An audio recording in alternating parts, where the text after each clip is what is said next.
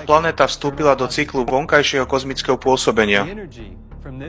Energia z tohto pôsobenia destabilizuje jadro našej planéty, čo vedie k zahrievaniu magmy a spôsobuje prudký nárast kataklíziem na Zemi. Ale čo je ešte horšie, že toto zohrievanie, ktoré sa deje práve teraz, prebieha exponenciálne. Zrýchluje sa kvôli umierajúcemu oceánu, ako sme o tom už diskutovali. A všetko to smeruje ku globálnej katastrofe, ktorá sa nepodobá ničomu v histórii Zeme a ktorú naše ľudstvo nikdy predtým nevidelo.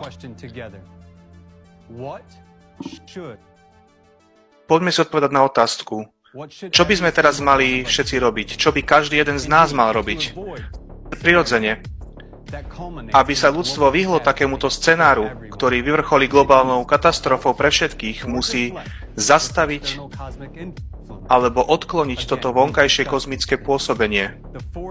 Túto silu, ktorá momentálne atakuje jadro našej planéty z vesmíru.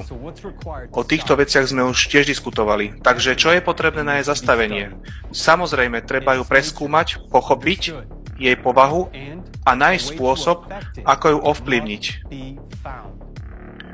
Môžete sa opýtať, ako to urobiť. Táto sila je neprebádaným prúdom častíc, prichádzajúcich z hlbín vesmíru.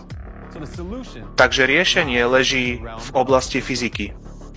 Preto sa zdá byť odpoveď na otázku, ktorú si všetci kladieme ako na to zrejmá. Naša veda sa musí s týmto problémom vysporiadať. Dôkladne si túto energiu preštudovať a objaviť, ako ju zastaviť kvôli každému jednému z nás.